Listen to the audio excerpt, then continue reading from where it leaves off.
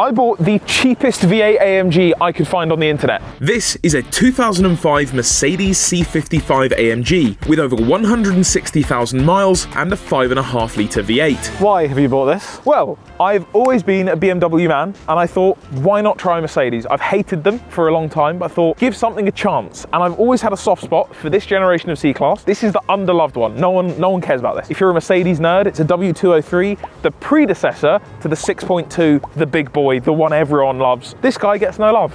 But I've always liked this because it's the most E36 you can make a Mercedes look, I believe. This looks... It's quite sleeper in a way. It just looks like C-Class. Yes. You take those badges off, it could be a diesel. Exactly. But this one isn't. This is a C55. It has a 5.4 litre, naturally aspirated. It's not supercharged like the E55, the cool one, but we'll get onto that in a minute. I decided I'm gonna buy one of these as a winter daily. Because it's a winter daily, I don't need to care that much. But there was an issue in finding one of these. You see, these cars sell for between £5,000 and £8,000, but every single one for sale was for £15,000. I wasn't going to pay that amount of money. So I put up a story asking if anybody had seen one. No one did. I had a few people tell me, actually £15,000 is what they're worth, so you're going to have to pay it. Wrong. I was calm. Unlike me, usually I just go out and buy a car. I just waited a bit, and this one popped up. £5,000 it came up for sale for. It was quite far away. It was in York, which is a couple hundred miles away. I went to look at it, talked them down to £4.5 grand, and here we have the cheapest C55 in the country by a long way. That's very cheap AMG. The cheapest AMG V8 I could find. Yes, you can buy a C32 for much cheaper. That's not a real AMG. Doesn't count. It's got to have a V8. If you don't have a V8 or a V12 in your AMG, we can't talk. I'm now a Benz aficionado, so, you know, my V8. One of the V8 guys. It's tatty. Yeah, I mean... My speed tape, that might be the first thing you notice. Why is the tape, holding the bumper together, or is it just for decoration? No, it is holding the bumper together. Okay. So, the story goes that the guy I bought it off, previous to him, an old guy had owned it, he loved the car, he had the car fully repainted, and then 2 days after picking it up, drove it into a bollard. I was about to say, if you ignore that, at a glance, it actually looks quite good. There are no massive dents or anything like that, but yeah, there's a few. Well, the paint job was good in most places.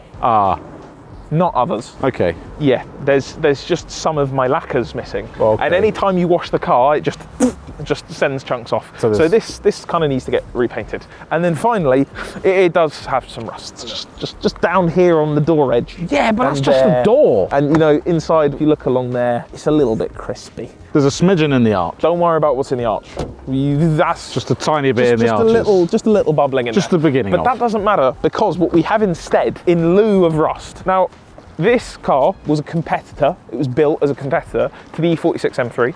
Yeah. It's very similar in size. This is not a big car. It's a really quite small. If you put it next to a C63, it's way smaller. Oh, very small, yeah. But yet, they still decided stick a 5.5 litre V8 in it. It's weird that this is kind of forgotten about. That should be quite interesting. A massive V8 in a tiny car, and yet no one remembers it. Now, it's not the high power one. It's 360 horsepower. So from 5.5 litres, if it's BMW, they're getting over 500 out of that. There's something quite cool you can do with this engine. So this is the naturally aspirated 5.4.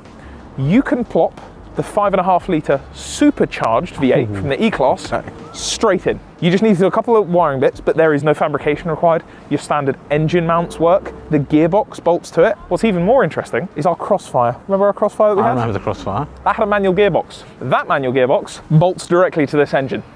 So there is a world in which, if I keep this long enough and I like this enough, it could get a manual supercharged engine. I was hoping that I wouldn't care about this and I'd have it for the winter, sell it and move on. I like this a lot. Okay, so this is an expensive one then. This could be tough. Does that move? Yeah. Whoa! Oh, I don't like that. It's adjustable. It's like Crocs. You can have them in sport mode or normal. Something that's weird with this generation is to fit the V8 in it, they couldn't do it in the normal C-Class. So the normal C-Class of this generation I hate. I don't like the way it looks. But this is different. This has a front end from a CLK. It's longer by about, I can't remember what the number is, maybe it's like 15 or 20 centimetres. I've never noticed that. I always notice it. It's one of those things where you notice something looks different, but you don't actually know what it is. So to fit the V8, they had to fit the longer front end. So this car has a little bit nicer proportions, a little bit stretched at the front. And it also means it has this grille, it has the custom, angry CLK bumper. So that's the whole front is different on this. Also, great, Mercedes put in all that work to do all this, and then everyone went out and bought an M3. Right, the inside now. Mercedes interiors, especially from this generation, are the reason I hate Mercedes. Their interiors from the 90s and early 2000s, horrible. But I genuinely like this interior. You like this? I think it's nice. Look, 3-spoke steering wheel. Usually Mercedes, you always get a nasty 4-spoke. The dials, instead of right, Mercedes, why have I got a clock? I don't need a clock where my rev gauge is. I want a rev gauge and a speedometer. Stop. They always have dumb stuff in there. Well, you need to know the time. Dumb. This, nice. Two little gauges, nice. I just like it all. Like there's not much I would change. It needs a new head There's unit. not a lot of, I was about to comment on your rear legroom, but taking up the legroom behind your seat is a bottle of something. We'll get onto that later. My seating position is very far back, so yeah, there's not much legroom. But we'll get onto my rear passenger when we're driving, maybe. But inside, it has the two things that are most important for a winter daily, at least for me, and that is an automatic transmission and heated seats. There's one thing it's missing, which is a heated steering wheel, but I can live without it. It would be nice if I had it. Is this? You can't click them, but behind, you've got paddles behind. Wow, okay. The paddles, absolutely horrendous. It goes with, we'll get onto it, that the gearbox in general is horrific, but the paddles basically do nothing. The head unit, that needs changing because it's not good. You can get, an updated like Apple CarPlay one. I've got a bone to pick with Jeremy Clarkson. Here we go. You're absolutely wrong about Linguatronic. It works fantastically. This is a 2005 car. You'd expect any voice command thing to be atrocious. Yep. CD. Now, I will admit, CD, Okay. quite easy. I want something a bit more complex. How about this? Radio frequency 105.0. Sorry. That's not Sorry, bad. tell me that's awful. It's not bad. I'm driving on the road. I'm thinking, you know what? I want a bit of Van Morrison. Came with the CD in the car. Throw on a little. You know what? Also, CD track 1. That's number 9. That's number 9. That's great. Okay. But more often than not, it is bang on with whatever I ask it. If you do fumble it up, you get a very German pardon. If I go, hold on. Pardon? Pardon. Pardon? It's very polite when it's pardon. Almost condescending. It's Yeah. pardon? What did you say? Pardon. Repeat that. But that's a great system. It works. But to be honest, I don't mind this interior. I think it's nice. I'm going to say it. It's no worse than an E46 of the same gen. And that's my whole point. Just as dated, if not 100%. Actually, the 46 looks a bit older. Because this material, it's like a pencil case from school. I like it. It's nice. Also, this is quite good. Mercedes Bluetooth phone adapter, very early 2000s. And then below it, we've got the sunglasses from the Porsche Boxster episode. The previous owner of the Boxster contacted me in a very rude way to try and get them back. I said I would send them to him. He then called me back and was even more rude to me. So guess what, Barry? You're never getting your glasses. Enjoy it, brother. My name's Barry. Unfortunately. If you weren't, shall we do what it's kind of most important to do, which is also a daily driver, is fire up the 5.5 litre V8? Yeah, let's see. Sounds all right. It's not bad. Sounds good. Can I offer you some heated seats? Let's have some. Let's have on this cold some. day. It That is would awfully be- chilly. Awfully lovely. This is my first Mercedes. And what a bad way to start. Yeah, these cars get no love. No one cares for these. I genuinely think if you told even people who are slightly into cars or quite into cars, they probably wouldn't actually know what it is. No. You tell them C63, everyone goes, I know that guy. Yeah. I know that guy. But C55, I don't know who that is. Also, you could get a wagon. They're That's very cool. rare. I was bidding on one. I was trying to win one. It went for £6,000. Again, another example of people going, you can't get one for less than 12, and you just blatantly can. There is a downside to having a 5.5 litre V8 as a daily. It's fuel mileage. You know what? That's surprising. I didn't think about that before I bought it. I'm 12 or 1,300 miles in. I have averaged 20 miles per gallon. I thought there was going to be another number. No. Do you know what? It's That's dreadful. That's bad. That's really quite poor. Also, our commute, half of my commute is in an average speed check. So I have to do 50 miles an hour in that. Yeah. I cannot do more. And I'm still doing 20 mpg. But the opposite end of having only 20 mpg is it does. does sound quite good. It does sound quite good. And so that's the only modification I believe this car has, well, at least the previous owner knew about. He believes that there was a resonator delete, and that's it. It could be louder though. It could always be louder. Well, imagine perhaps if it was making 650 horsepower from a supercharged E55 engine. That would be nice. Then it would need to be louder. Driving around day to day, it's really quite nice. It's one of the first times I've ever had a car that I've gone, this is nice as it is. There's nothing that in my head I've immediately been like, I need to fix this. The fitment, not that great. No. Need to space those out, need to get it sat down on some springs, probably not coilovers because it's a daily. But it rides, it's quite harsh. It's harsher than I was expecting. I was going over those bumps. It's not bad. No, but it's a Merc. But it's not a BMW. Here's a speed bump. If I hit that on, the shocks are quite old. I'm sure if I replace them with some new ones, it'll make a good difference. Oh, also because it's a Mercedes, ready for the best feature. Ready? Look behind you.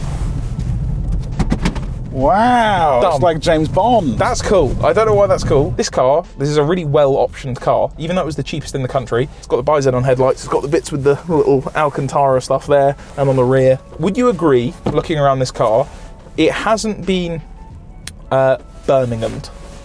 It's not very... no one stuck ambient lighting in here. But I did find this out when I was driving it. Why are you blue? Why is it blue? It's so very blue. And at night when you use it, that one you operate from here. But he's not. Okay, he's not blue. He's normal. He's normal.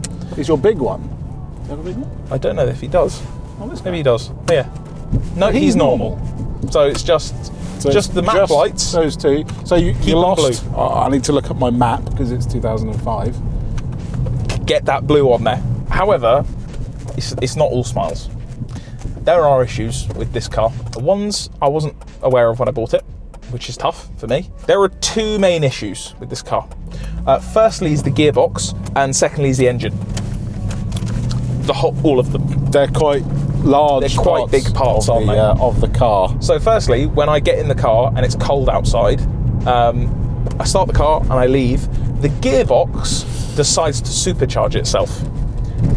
You drive up to 30 miles an hour and it goes, and then you get to 30 miles an hour and it goes, and for a moment where you're excited, you think perhaps I think maybe it is E55 perhaps swapped. There's something wrong with the gearbox. I've got a video, we'll overlay it here.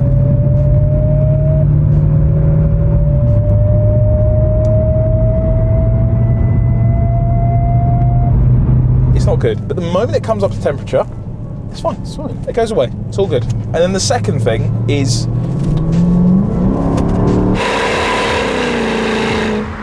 sounds good and it pulls quite well. It's quite quick, yeah. You know what? I think it's about as fast as my M3. Do you think? I think it's nearly as quick. But yeah, then there's the engine issue. And the only thing that it goes through faster than petrol is oil. That's why our guy's back the there. oil that's back here. Yeah, he's there. Great. Which is uncharacteristically Mercedes, it has to be said. Mercedes don't tend to burn oil. You've brought BMW stuff into a Mercedes. Yeah. This Mercedes saw the driveway full of BMWs and went, you know what? I could help this guy. So every few hundred miles, I'd say, well, it's usually just about once a tank, so call it 250 miles or so. The little computer here goes, brother, it's time to add a litre of oil. That's normal. Because it has an electronic dipstick, which is, in my opinion, one of the dumbest inventions of all time. This has an electronic dipstick. And electronic gearbox dipstick. Well, some BMWs had it, but I think it would have been sort of generation on from this. And it's just dumb. Stupid. Just let me check my oil, please. Have the electronic one. Yeah. And let me have a dipstick as well. So my plan is that if anything catastrophically goes wrong with the gearbox, perhaps it's manual swap time. And then if anything catastrophically goes wrong with the engine, it's E55 supercharged time. Because I think this, imagine in such a small package having 600 odd horsepower, which is very doable on the supercharged version of this engine, that would be quite rowdy in this car. There would then be one thing letting it down though still, and that's the fact that this is a Mercedes, so therefore there's no LSD. I was about to say, that is one of the things that has put me off any AMG. Yeah. Is not that you can't, like some of the ones I like are like the C63 where you can get a diff, but again, I don't like the fact that you can get it and some might not have it. Yeah. Just be like a BMW and go, this is our performance car, it has a limited slip diff. So I did some research, and it turns out that Mercedes made a performance pack version of C55s, which is their word for a bit of an angrier body kit, some nicer wheels, and usually an LSD. Let me quickly demonstrate. I'm going to put the car into manual mode, right? So we're in manual mode now. Yep. I'm going to click the paddle to go down. 4, 5. Instantly refuses. And now it's not because we're going too slow. We're under 2,000 RPM. 4, no. 4. And then in a moment, 5. He just instantly says, no. I choose what we do here.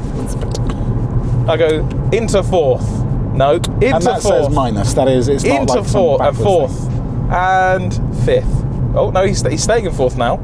If I go again. You can't have 3rd? No, you can have 5th now. It's manual. Does he work? You can't say it's manual and then go, yeah, but we're going to take control still. You've asked for 2, and then it goes, you've asked for it, but you know what it is? I choose when to. Do you know what it genuinely is? It's when your little brother wants to play PlayStation and you don't plug in the controller. Yeah. They're just out there, look, they're just mashing buttons. Nothing's happening. They're crazy. like, yeah, you're doing well, mate. You should have been going up and down 3 or 4 gears, and it just went up 1 gear. 4th. Give me 4th. You got memory seats on the passenger side. I do have memory seats. That's quite. I've got memory seats. To be honest, I haven't actually pressed them. I bought this car. I've put 1,200 miles on it. I've done nothing. Haven't cleaned it. Haven't. One of my favourite things to do buying a new car is to check the memory seats. Absolutely. It gives you a little window into what the previous owner. We'll both go on the same time. But the strange thing is that what the passenger's doing. Exactly. If it's laid flat, it's tough time. Now what I'm going to start with 1. What we like to do is when we do this, you have to commit. While you're driving, no matter what, you have to keep pressing it until it goes to its max. So you're going to 1 number first. 1. Let's Ready? try 3, 2, 1, go. I don't like this already. This is not good. Oh, no, I don't like this one. You started off good. Why am I coming back? Will. Okay. I'm stopped. Why am I going up? Why am I going up? I started. Okay. Really very short couple. Okay, great. So that's number 1. Number 2. Ready? 3, 2, 1, and go. Go back. Oh, it's bending me up like a pretzel. That's it. I'm still coming down. 2 is 1, but further back. Okay. And then number 3. Number 3, switching. 3, 2, 1. Stop. Why am I going forward? 3 is further back, but with more. My steering wheel's coming down. Who's driving like this? Number 3 is the. Sorry, there's not a human on Earth who drives like this. Now, obviously, you mentioned supercharger. Yep. And the other bits, obviously, that's quite, labour intensive. I'm assuming that's not stage 1. No. No. It's not like, right, first thing to get more power out of this, supercharge everything, swap the engine, do the gearbox. What can you actually do with this? Not much. So this engine is called the M113 engine. You find it in basically any V8 5, so it came in like 4.8, I think, 5 litre, 5.4. It's what you find in all of like the S500s. It's a very common engine. The 5.4 was just the AMG version, like the bigger one. Because it's a high compression engine, because it's NA, Mercedes were trying to get as much as they could out, and they couldn't get as close to BMW. They decided we'll make the compression higher, which means if you try and supercharge or turbo this engine, it gets quite upset quite quickly. Other mods that you can do, you can obviously do the manual swap. There's a guy in America that's done it a couple of times now. Suspension, I will do some springs. The wheels are the wrong colour. They're with this weird like flat silver colour. Yeah, I think they should be a more like hyper silver, not nothing crazy, but they should just be a bit more shiny. Head unit needs doing, because over winter I can't deal with having a little Bluetooth dongle in there. Not a fan of that. And I think, if I'm honest, I'll lower it, put a nice head unit in it, space the wheels out so the fitment is nice, and then leave it until the end of winter. Because, when I bought this car, sorry, that's just my thing beeping at me that I need to add a litre of oil when I'm next refuelling. And that's fortunate, because next refuelling should be very soon. Exactly. I think that's why they did it. They're like, they can never be more than 100 miles away from a fill-up. What's the next thing they're likely to be doing? What thing they're going to stop next oil for? change? No. Let's do it on the fuel stop, because that's soon. That should be imminent. Yeah. Mercedes computer. It's probably clocking on for fuel in a minute. But yeah, I think I'll do those mods, and then if it survives a winter and I still like it as much as I do, and I do really like this car, then maybe he gets some more. But there's nothing you can do to these NA. People don't do you like put a decat long tube headers, but I don't know that anyone does it for power. They just do it for sound. Okay. Because they do. Most of this car is about sound. For £4,500, compared to what is the cheapest E46 M3, which is going to be 8 or 9 grand for a super rough, super tatty. These are kind of comparable to the Audi S4, which is around the same sort of money. And I don't know, I prefer this. Even as someone who's not into Mercs, I've never cared for them that much. It's a little bit sad that these get zero love. You'd expect this to be like a Chris Harris thing, where he'd be like, you don't know about these things, and everyone goes, oh, okay, but they don't seem to get any love. And I don't really understand why not, because there's no glaring issue with this car. There's nothing, you know, SMG spec where you're like, oh, this is not worth, don't even look at it. It's just kind of okay. But in comparison to how it drives, you have a 46 M3. Oh, this is directly comparable. Like, this is the car that is meant to go up against an M3. They are different. Absolutely. This is a much lazier thing. So we're on completely standard suspension. If I come up to a corner and that's a crazy amount of body roll. Yeah. That's wild. You can feel how much heavier this car is than the M3. If you just come into a corner with any form of speed, it feels like it doesn't want to do this. So, are you sure about this, sir?